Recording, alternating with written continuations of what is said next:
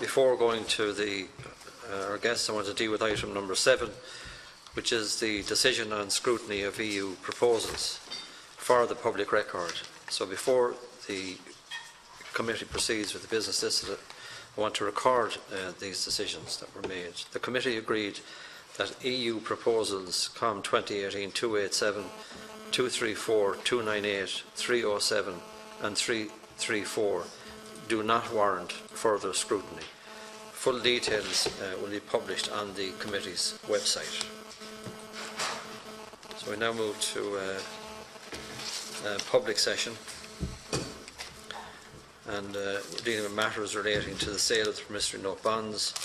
Mr. Dermot O'Flynn, Ballyhea Campaign Group, and I know you're joined by Deputy Collins this morning and your other colleagues.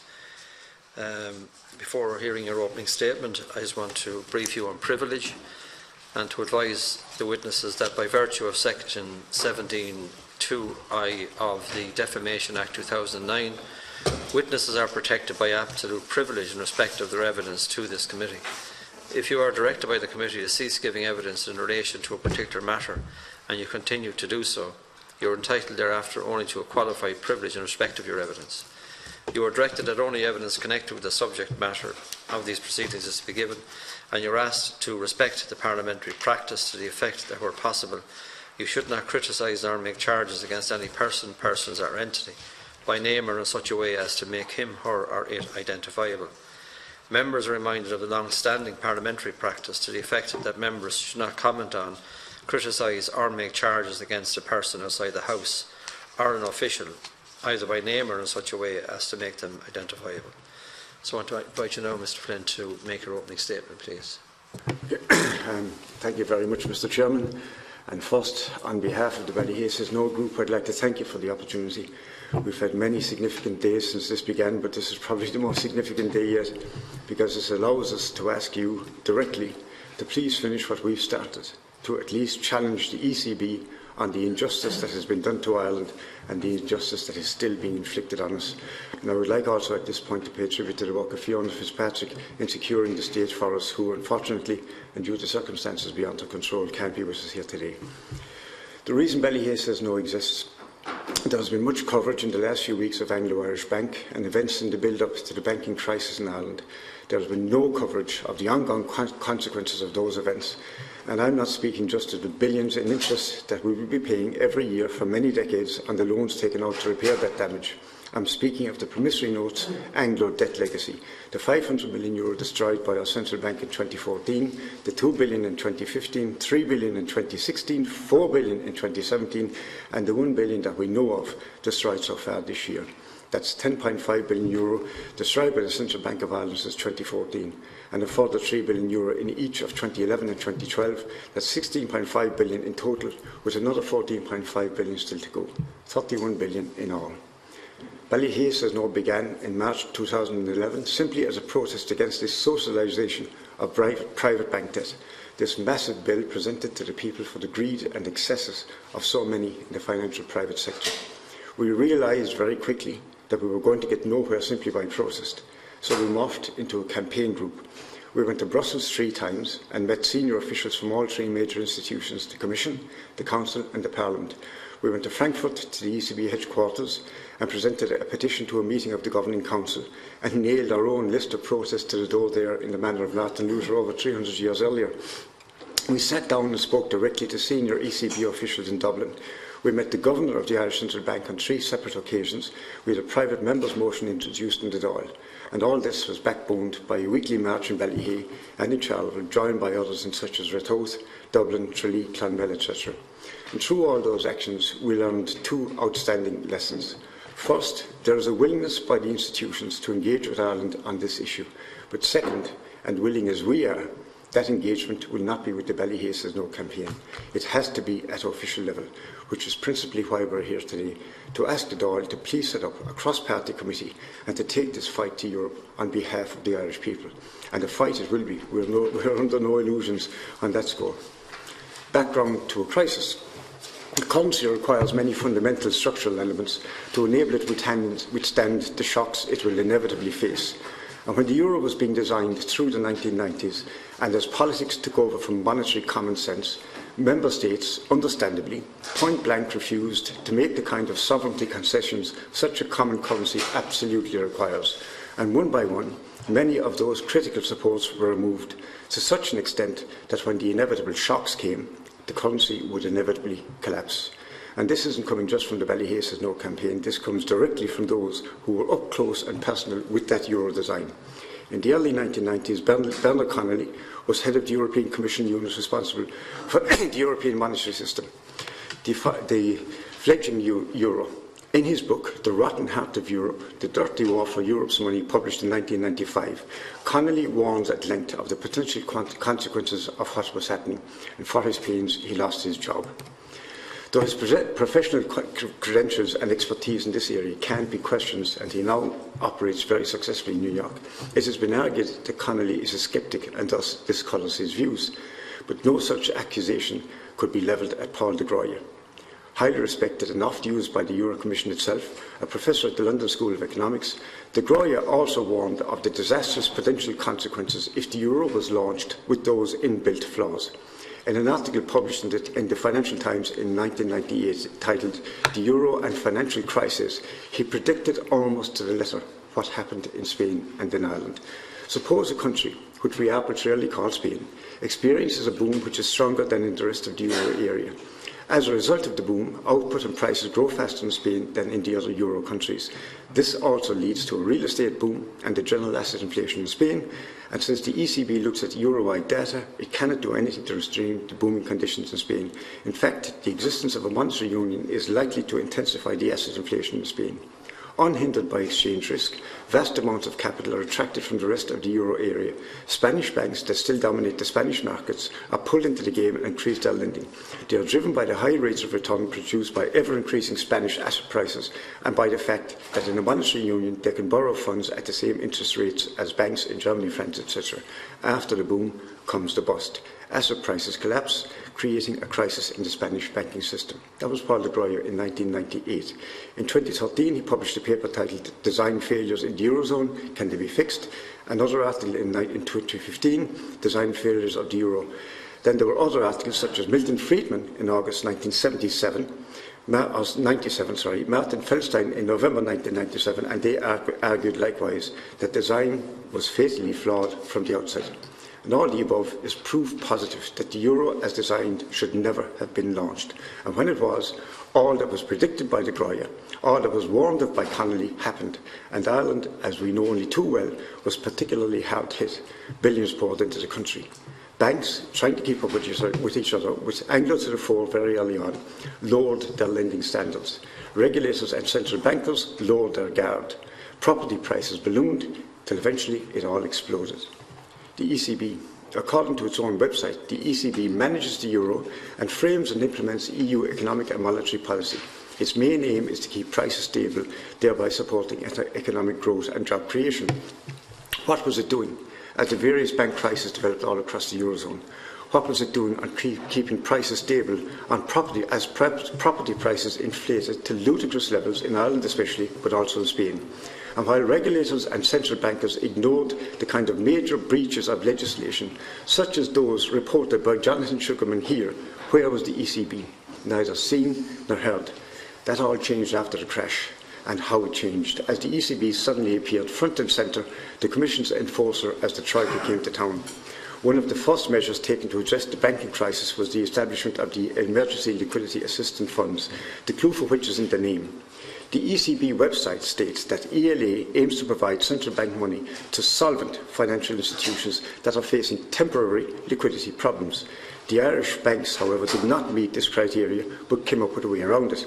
Using the Asset Covered Securities Act of 2001 and the Asset Covered Securities Amendment of 2007, they applied pre-crash historic valuations to the assets they held on their books. And this is in direct conflict with the most fundamental of accounting laws, which require that a true and fair reflection of the state of affairs must be presented. A quote from an Accountancy Age article in June 2014. the true and fair accounting concept should be used to override compliance with reporting standards in exceptional circumstances, the UK's reporting watchdog has said. In a statement, the FRC, which is the Financial Reporting Council, reconfirmed that the presentation of a true and fair view remains a fundamental requirement of financial reporting, and said that in the vast majority of cases, a true and fair view will be achieved by compliance with accounting standards. However, where compliance with an accounting standard would result in accounts being so misleading that they will conflict with the objectives of financial statements, the standard should be overwritten, the FRC said. The requirement to present a true and fair view in financial statements is enshrined in EU and UK law, said Stephen Hadrill, Chief Executive at the FRC. So those hugely inflated values hid the true position of the Irish banks in the lead-up to the infamous blanket bank guarantee, and they hid that position again when applications were made for funding to the tune of billions from the ELA funds. And as we were to finally discover in late 2008, those banks weren't suffering temporary liquidity problems. Had the true and fair valuations been used for the property collateral, they were in fact insolvent. Probably the most reckless, this is the promissory notes. The most reckless of all the Irish banks through this period was Anglo-Irish Bank, a point driven home with the publication of the so-called Anglo tapes, and the eventual cost to this country is enormous. €35 billion poured into Anglo, 25.5 by way of promissory notes, with a further 5.5 for INBS. That's 31 billion total.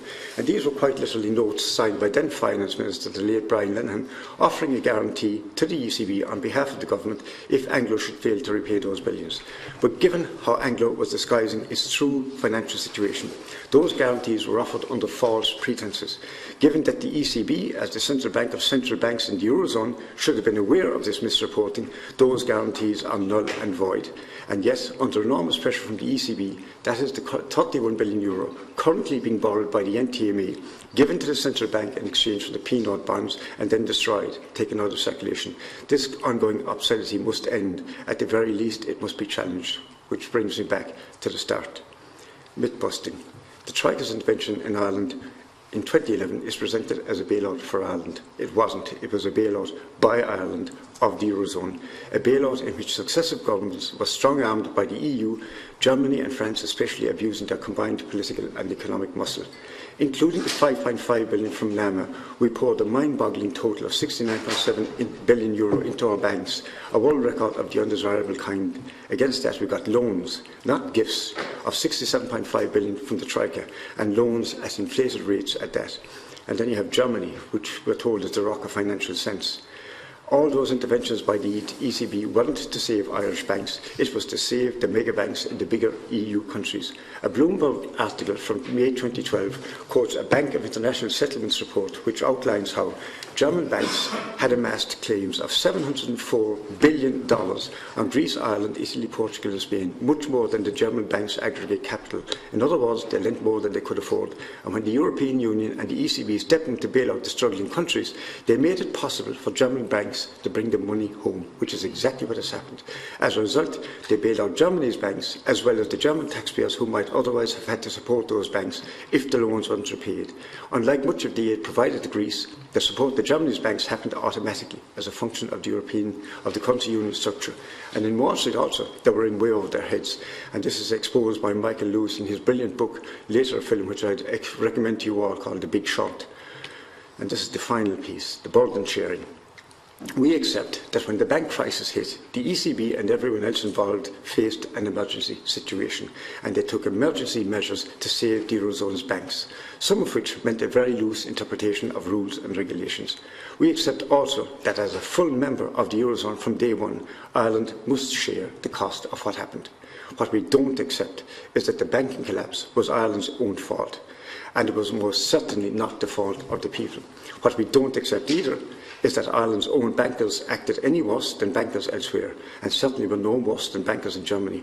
And what we won't accept, now or ever, is that we should be forced by the EU, and by the ECB in particular, to bear a disproportionate cost for that banking collapse across the Eurozone, a cost that has a direct impact on all the current crises being suffered in this country, from homelessness to housing, to what's happening in our health services, and all points in between. We've taken this as far as we can, and it has not been easy. And today, as the Irish people's elected representatives, we're asking ye to please step forward and take over this campaign from us, a cross-party committee to right a wrong that has been done to all of us in this country. Those promissory notes must be challenged. Thank you. Thank you very much, Mr O'Flynn, for that opening statement. Before I go to members, I just want to acknowledge in the public gallery Dr. Po Yang Shang, President of the Control Yuan from Taiwan, Dr. Bo, who's here with us, and their colleague, Director General Planning Office, Doris Wang as well. They're behind us, and they're accompanied by Senator Wilson and colleagues from the Representative Office of Taiwan here in Dublin. I want to, this Control Yuan is actually a very powerful body within government and does the work such as Finance Committee and the Audit Committee, Controller and Auditor General work and so on. And I know that you're here to meet with your colleagues here in Ireland, so I want to wish you well in all of those meetings and to thank you for your attendance here this morning. I also want to acknowledge the work done by the Ambassador Simon Wu over the last number of years. His engagement here with the members has been extremely positive and helpful and has drawn a great relationship in trade, commerce and cultural links with Taiwan, and long may that be the case. You're very welcome. I hope you enjoy your stay in Ireland. Thank you very much. I now turn to the deputies. Deputy Murphy first. Thanks, and thanks a lot for your presentation. And first of all, I'd just like to pay tribute to all of you and Fiona for the work you've done in terms of against very powerful forces that you're up against. A community and a campaign fighting for debt justice for people in this country. I agree with the call for a cross-party committee, but I would also warn you that I think you won't be able to wind up your campaign because it'll be necessary to keep pushing, because if you aren't pushing from outside of here, then the pressure won't be there. So I think even if a cross-party committee is set up, and I would definitely support that, I would encourage you to keep going with your campaign, because you've got to this point, but it'll take more to do it. I think the work you've done is very valuable in two kind of broad respects in terms of the educational Ballyhea says no, KNOW aspect of it. One, the myth busting that this was a bailout for Ireland. I entirely agree it wasn't. It was a bailout for the European banking system, paid for by ordinary people, by austerity for years and years and years, and the misery that caused. Less than 1% of Europe's population taking on over 40% of Europe's banking debt. But the second point, and what I want to hone in on, is the other myth, which is even more dangerous, which is the idea that, well, we are where we are, that this is all very unfortunate, that it's something that's happened in the past, that we were pressured into it, and maybe we shouldn't have done it back then even, but look, we are where we are, it's done, and there's nothing that can be done about it. So I'd like to just focus in a little bit on that. Can you explain what's currently happening in terms of the destruction of money by the central bank? 10.5 billion since 2014, another 14.5 billion to go. Can you explain how that works, why that doesn't make sense from the point of view of people in this country, and what the alternative is? Okay, thank you, Paul, and thank you for your support as well over the last number of years, and your support on this as well, and your support when you were in the European Parliament, because you got us hearings out there. What's happening currently, the way it's being reported, and like trying to get information on what exactly is happening is very, very difficult. I think Michael asked a parliamentary question last year which uncovered how much exactly had been destroyed up to now, because we were kind of speculating, because sometimes you miss these little reports. Another €500 million has been destroyed, but you don't know that it's happened. But the way it's reported, and the only places it's reported is in the, you'll get a little report in the RTE News website and in the Irish Times, and it's basically a copy and paste report. So it looks to me like something that has been fed out from either the Central Bank or the Department of Finance, that they just copy and paste, because all of these, every time something happens, they're almost identical to the previous one that has been issued. And what they declare it almost to be a good news story, you know, that the Central Bank has made a profit on this IBRC, note of the IBRC wind-up notes.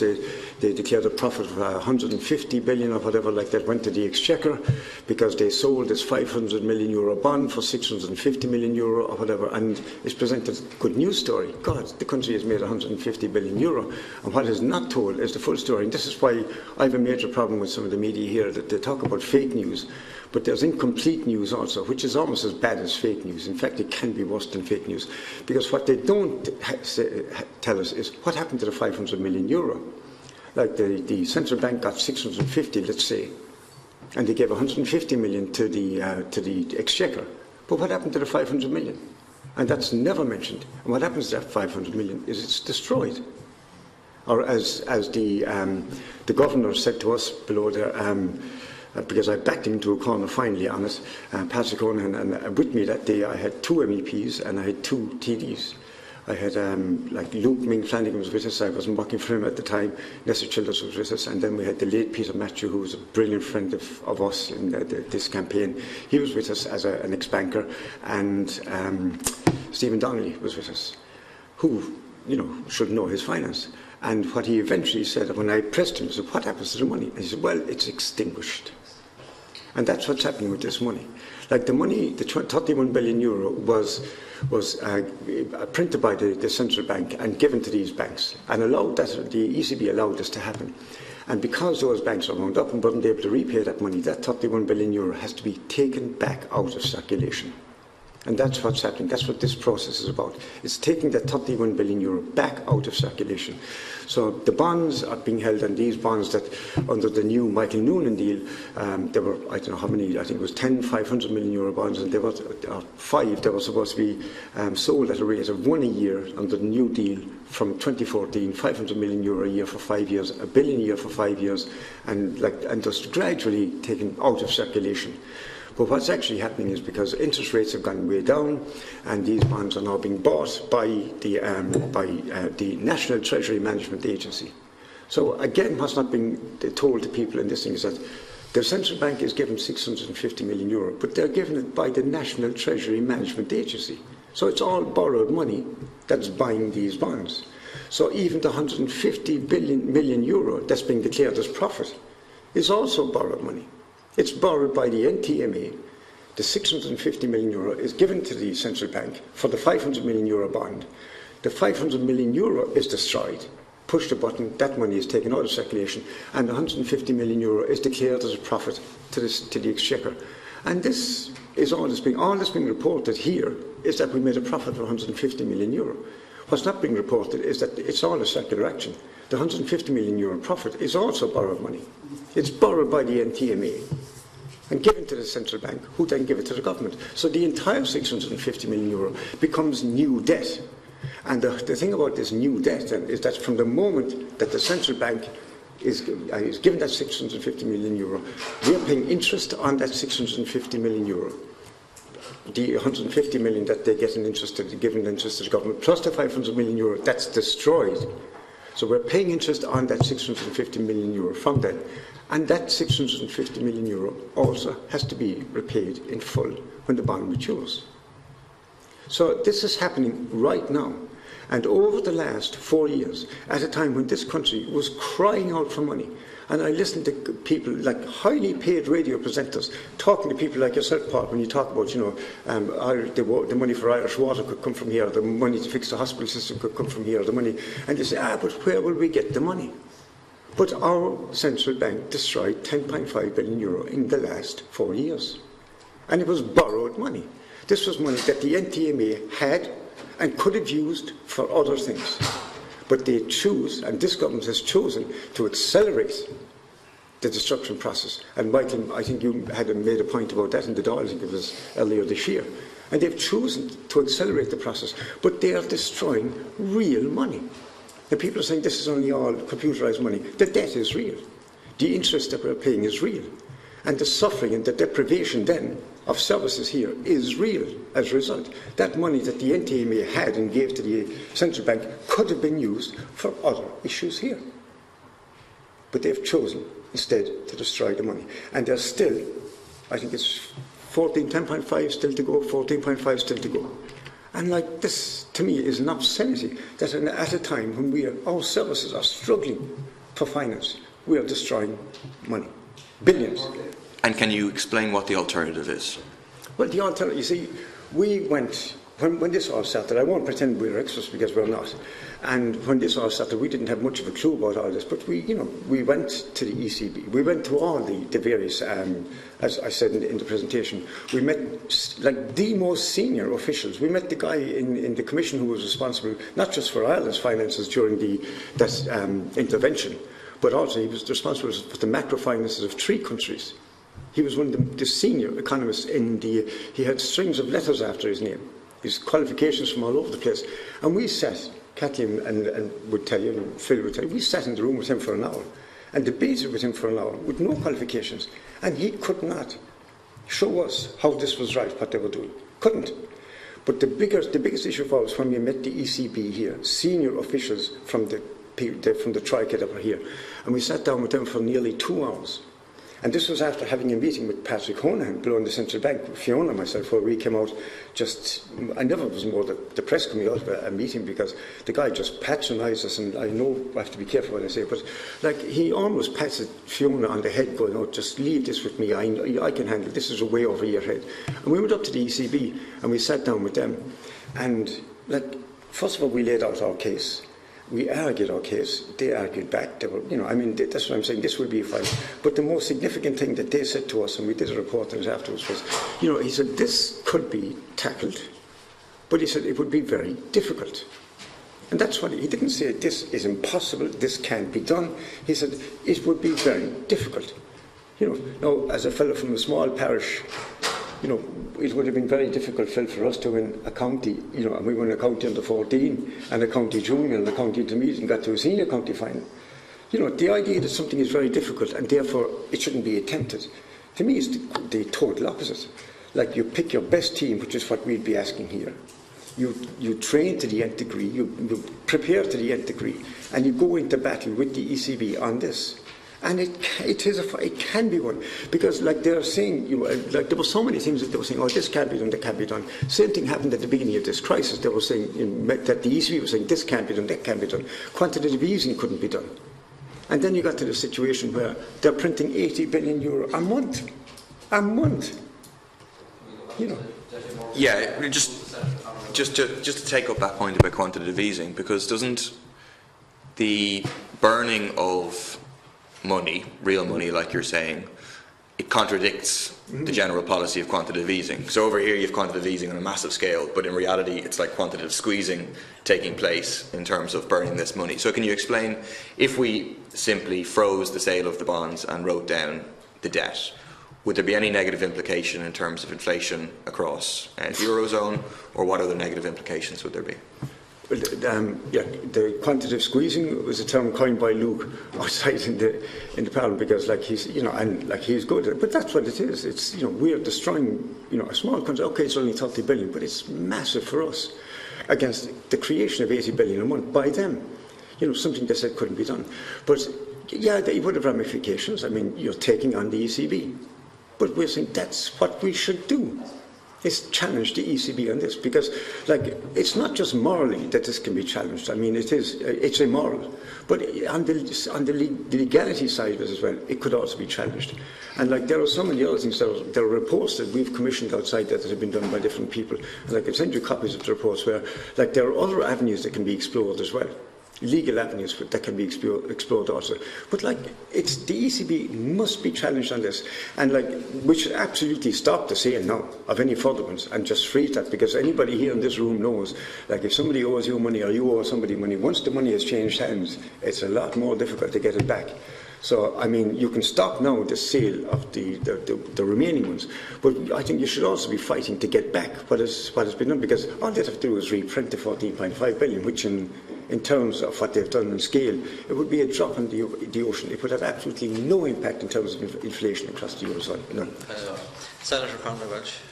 Thank you, Cathaoirleach, and thank you for your presentation. I was very much looking forward to this morning, and I really do want to commend you for the work that you have done over the years. I just want to ask you, maybe Diarmuid yourself, what's your own background? Oh, I was my own background. It's fairly checkered. Is it? No, I don't want to go into. No, it's not. Is it not finance? economics. Is it no, finance I mean, I started. I finished school in 1970. At 16, but I had my leaving cert, and I went to London. I did accountancy for a year and a half, but couldn't take London. The weather was like this, so I came back here, and I was in construction for over 20 years. I was engineering, surveying, and then I got into journalism, sports journalism, the cartoon section of the Irish Examiner, and I was in that for about over 20 years, and then recruited by Luke out here, and advising him on economic matters outside in Brussels because of this. But like, I have no qualifications on this, and I wouldn't pretend to have. I mean, like, we know what we know, but we also know like that there's an awful lot we don't know. But like, this is not just a question of economics. There's a question here of right and wrong, and that's the bigger question to me. And like this, like what was done to us was wrong, and it's accepted. I mean, you know, even the guy from the IMF has said, you know, that like what was done to Ireland was completely wrong. Like I mentioned it there, they didn't have the support structures in place for a currency, new currency, when it was launched. They're now trying to put in all those support structures. You know, and you've all these acronyms now, like the single supervisory mechanism, the single banking mechanism, and the ESM, and all these different, you know, they were all needed from the very beginning. And if they had been there when the banking crisis hit, when it hit Ireland, like the shock would have been absorbed across the entire Eurozone. We would not have been landed with that bill. Yeah, I completely agree with you there. But I think your campaign is a real demonstration of when you have passion and purpose about something, what you can achieve and where you can bring it to, and how you can stick with it. So I do want to commend you with that. Now, I just want to ask you in terms of the ECB, where they said this could be tackled but would be very difficult. Have you that in writing? Did you say you had a report? No. We sat down with these. Actually, did a report on it afterwards, and I'm not the most diplomatic of people.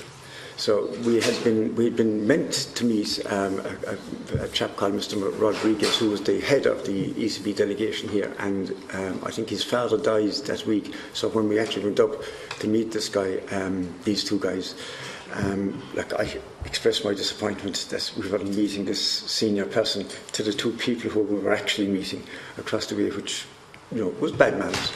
But then one of the individuals, the guy who did most of the speaking, explained to us, he was actually senior to the other fellow. So, like, he was the most senior guy. But the other thing was, they didn't want their names used. I mean, you know, please trust us. We don't lie anyway about them, but they didn't want their names used. When I explained that we were doing a report on the meeting with both the central bank and themselves, and he said, yeah, okay, by all means. He said, but please don't mention our names. That was all. So we did this in the report, but like, Fiona was there with me, and like, this was the significant thing. And we mentioned that at the time when he said it was very difficult, that then it wasn't impossible. This was within the ECB. This was the senior. He was a senior official of the ECB here with the Troika in Dublin when the Troika was still here. This is, I think, I know it was 2012 or 2013, but the Troika was still here. So, and like, it was a long meeting, but like, you know, he didn't. Like, he knew what we were there for. Was that meeting minuted? No. Have you a note from that meeting? No, that was just the two of them were sitting on one side of a table. Fiona and myself were sitting on the other side of a huge table. Okay. Have you any of these meetings minuted, either with the central bank? I wrote. I mean, I had a blog at the time. It was the Chattering Magpie 14 because Ballyhea, black and white. So, and I used to play full forward. So it was the Chattering Magpie 14. So I wrote the blog in that afterwards. And like, the blog was detailed because I would have done that immediately afterwards. So I know that they weren't contemporaneous notes that I was taking, but like, I would have had a very fresh memory with Fiona on what had actually happened at the meeting. Right, okay, so you have a note of it. I should say that we would be completely supportive of a cross-party committee as you're asking for. you talk about legal advice, that you've got legal advice. You think that there's legalities there that this can be challenged on. Have you? Where did you get the legal advice from? It wasn't us. The Ballyhea says no.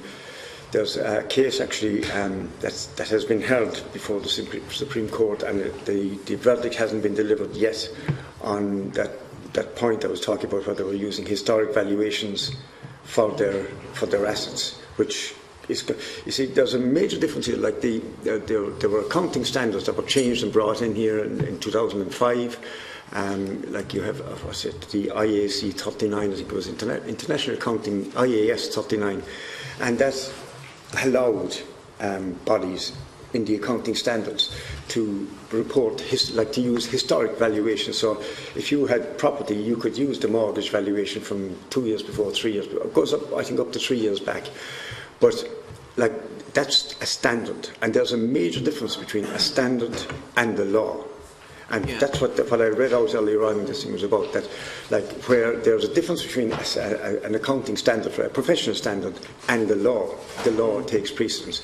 And what this guy was saying in Britain was that, you know, in 95% of the cases, and Michael is an accountant, he will understand this. In 95% of the cases, like the law, if you go by the standards, you will also be complying with the law. And if, for example, even you had a situation where you were valuing and your house had appreciated in value, now you were given, which it was a lower value, but it was still you weren't misrepresenting in the point of somebody might be investing in that. But what was happening here was that they were overstating by a figure almost 2 to 1. The value of what they had in their books. I just want to get at this. So when you say the Supreme Court, is it the? It hasn't. Yeah, it hasn't given its verdict yet on that. Which Supreme Court? The Irish Supreme Court. Oh, the Irish. And the guy that has taken the case was Ed Heafy, who's a banker in Cork. Okay, I know the others want to ask questions. I just want to ask you: do you think, as we are now, that we could have the same thing over again? Do you think there's any mechanisms that have been put in place that would prevent the very same thing happening again in terms of the issuing of promissory notes? We're at a situation at the moment where we have major external threats, if you like, between Italy, between the trade war, between Brexit and all of that, and we have the overinflation of property. Could we be in the same position again? I don't think that you'll get it, because they have put a lot of the support structures in place now. They still haven't got them all in there, and they haven't got the they still haven't got the Europe-wide deposit assurance scheme. But where we are susceptible to a major shock is if interest rates go up.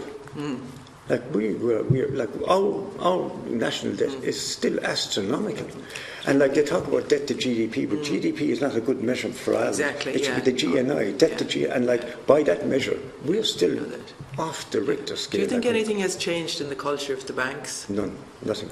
Like you have in the banks at the moment, we bailed them out once through actual pouring money into them. But we're bailing them out again a second time in Ireland, because you have, like the ECB, the banks get their money through the ECB, and they're getting it for 0% rate, and they'll lend it. They've got a license to print money. And on the basis of that, like they're charging 4 or 5% now. Yeah. So we're bailing them out in Ireland. Like our interest rates are way above what they are in Europe. We're bailing them out a second time through the interest rates that we're paying. And then they have tax-free for decades as well. So and now they're talking about, again, the bonus culture, because they're making profits, but the profits they're making they don't need to work for them. Thank you very much. Well, sure, Ruben Costa, I want to thank you for coming before the committee, but also thank you for the work that you have done for many, many years, and to say that the actions of your committee were instrumental, that there's no doubt that they were, and I know at the very early stages, the blog that you were running, which showed on a weekly basis the amount of guaranteed and unguaranteed debt that was being paid by the state, was instrumental in shaping the debate at that point in time. And information is power, and by putting that into the public domain, I think it forced government to deal with some of the challenges that were coming from groups like yourself and others within this House. I think it's important just hearing again exactly the real facts that we're continuing to pay for the Anglo debt on a month-by-month basis, year-by-year basis, and will continue for many times to come. And there's a lot of debate in relation to where the economy's at and the upcoming budget and reducing debt and so on, and not borrowing to deal with other social crises. But as you've made it very clear, we continue to borrow money to actually to destroy or to nullify the once was promissory note that was given to Anglo-Irish back in 2010, and that will continue to go on. I want to ask you, you made the point in terms of it's not just economics, it's also the rights and wrongs, and I can't agree with you more. Indeed, most of your presentation, there's not anything I can agree with. I would maybe take exception in terms of some of the bankers here, and that's one of the questions I have for you actually in relation to the jailing of David Drum and the fraud that he perpetrated within the Anglo-Irish Bank. Obviously the main benefit, because there may be an appeal in that case. The time is not out for an appeal, so it would be wrong for us to go into naming him and so on. Oh. Okay. I don't want you to get into trouble, you see.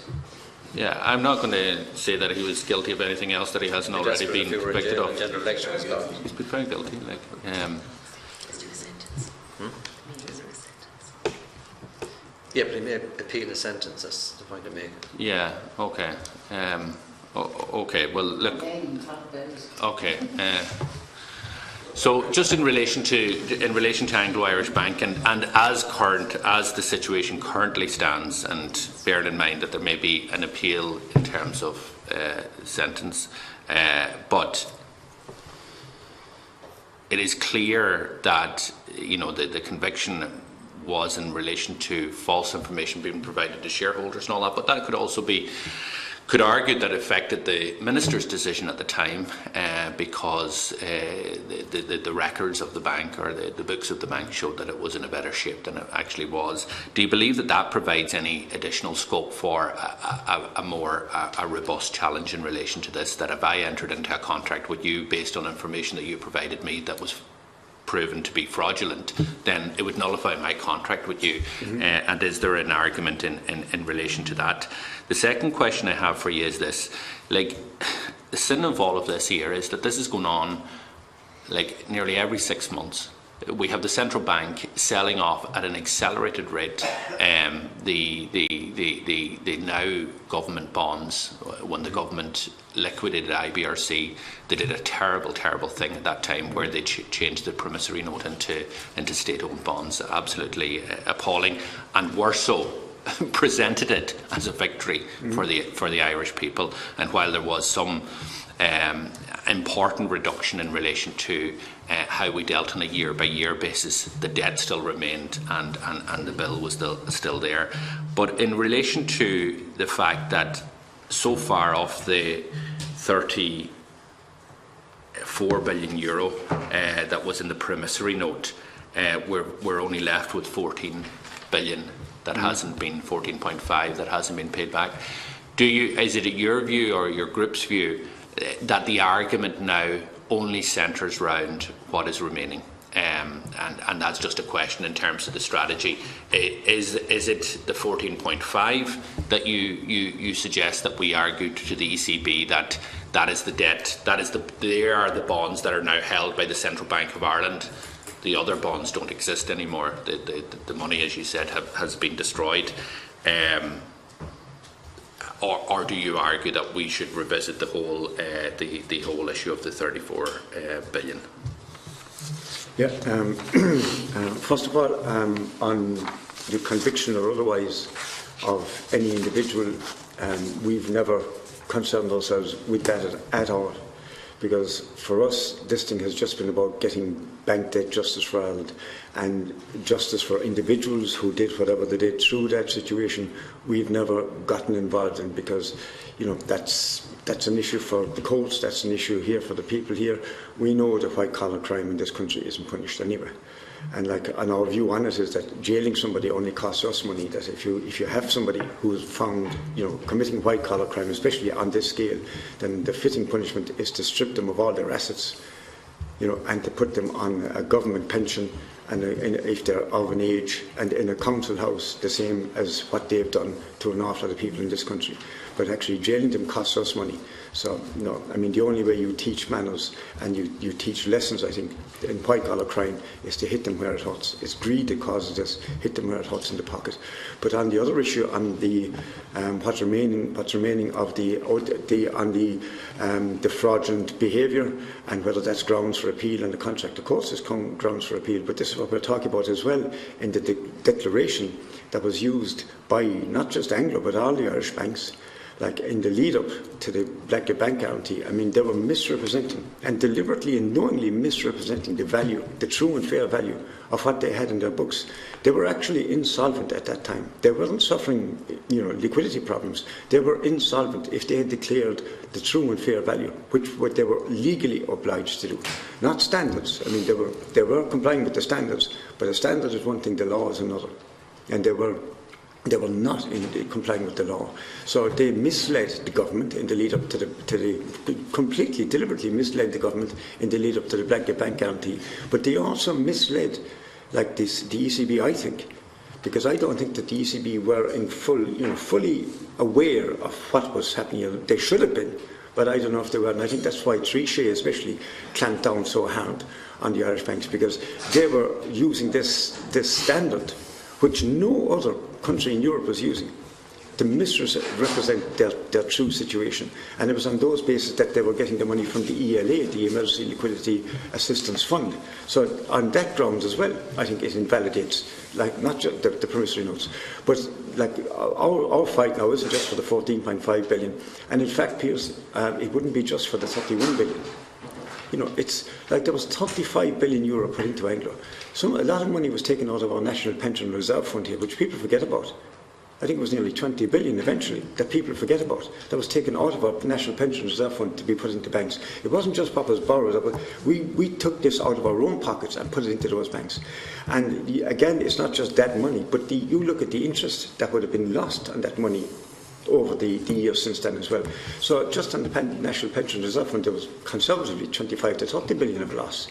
So I think that what we should be doing, going to the ECB and going to the Council perhaps on this, is asking not just for the 31 billion, but there was 69.7 billion euro put into this thing, and it wouldn't take a genius, or an actuary, to actually calculate what we've got back in terms of how much value we got from the sale of the AIB, the shares lately, and what we got back from Bank of Ireland. So to offset one against the other, and then to offset all the interest we paid in between, and say, here's the figure that we were forced to put in, and here's what we believe that we should have been putting in as a proportion, population-wise, of the Eurozone. And this is what we're arguing about. Yeah. And this is what. Can I just ask one final question, one short question, very short. This year, obviously, the promissory note has caused serious damage, as you say, 34.7 billion euro, not a penny that the government intend to reclaim back. The promissory note, as the injections went in, which started at 12,000 in 2010 up to 34,000, not one debate, not one vote in this House was required in relation to any of those promissory notes signed by the Minister. As we approach now the 10th anniversary of the guarantee, do you believe that an appropriate thing would be to repeal the legislation that allows for a Minister solely to provide that type of financial commitment to financial institutions? We in this committee scrutinise every line of expenditure from government departments, but we have this out here that allows a Minister to commit billions upon billions of Irish taxpayers' money without any scrutiny or without any recourse to a vote within the House. So is that something that you would call for or something you would support?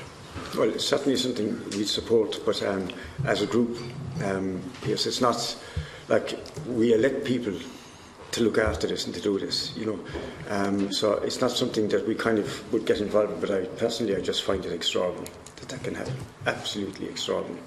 That, like you say, that the Dáil here can examine line by line what's going to be spent, what's proposed to be spent in the budget, but a finance minister cannot, and it doesn't stop at 31 billion now, because there was no limit, there's no number on it, so it's any amount.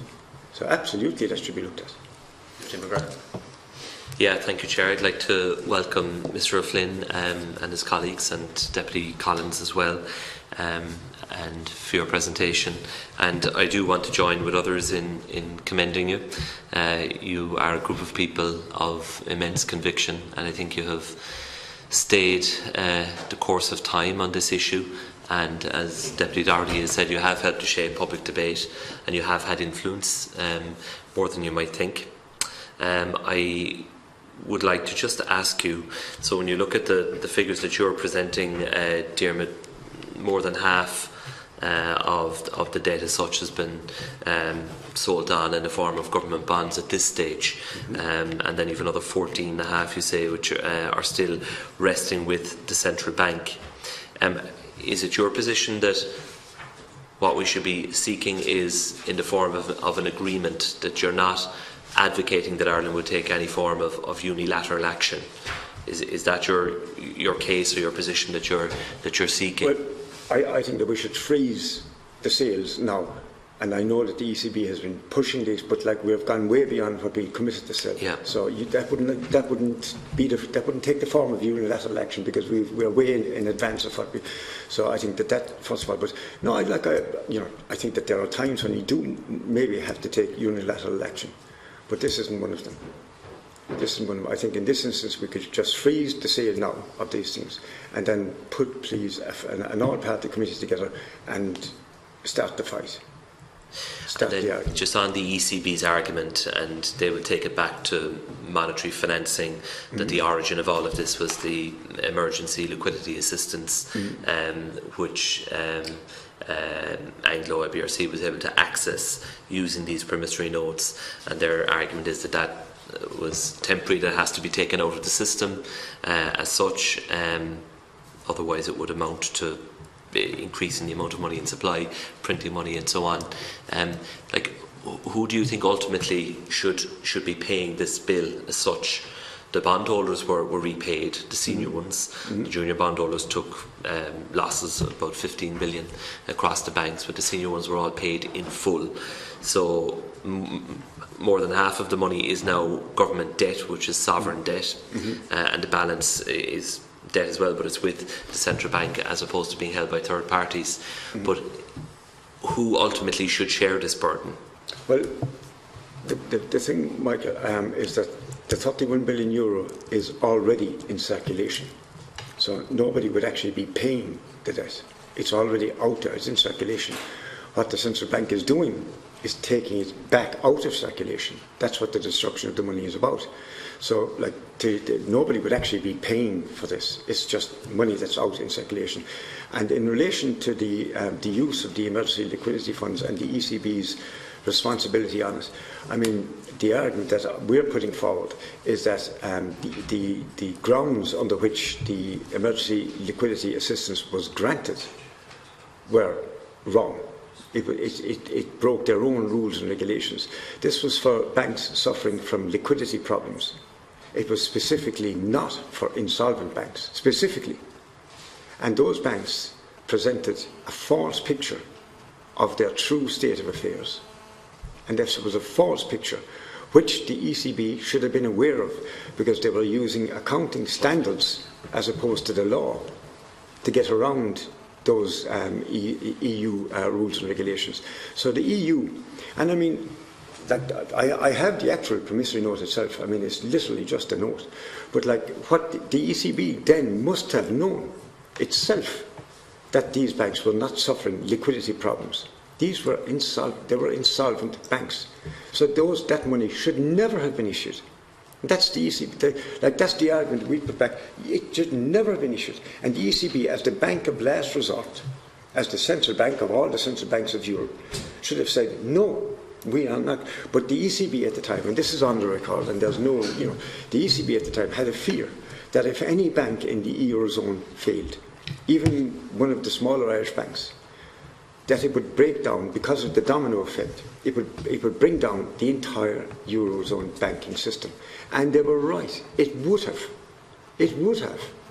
Because as I've, again in the presentation, shown, the Bank of International Settlements calculated that just the German banks alone at that time were exposed to the value of over $700 billion to the banks of the periphery. So if they went down, they were like the big jabs, the Deutsche Bank, the BPS, all the big banks across Europe were going to come down also. And like, I don't know if there was a study, I can send you the link, it was a study done, I think it was late last year, by a German university on where the Greek so-called bailout funds went. And 91% of those funds, the 240 or 50 billion, that supposedly went to Greece, actually went straight out the back door to the German and French and other banks that were exposed to Greece. And I've read that in there as well. So like this was a bit. So they were right in their fears. So that's why they demanded that the Irish banks had to pay every bond. That they wouldn't allow them to fail on anything. But that's also why they allowed the use of the Emergency Liquidity Assistance Fund for insolvent banks, because they wanted them to keep their doors open. Final chair, and I will have to leave because I have a health question in the Dáil. But the members of the committee are meeting the ECB in September, so there will be an opportunity in Frankfurt to follow up on this at that stage. I hope to be there, and I will raise it with colleagues as well, and we can liaise with you prior to that. Now, what would you say to the argument that we're likely to hear back? And I suppose the general political narrative across Europe would be Ireland is doing exceptionally well. The economy is one of the fastest growing in Europe.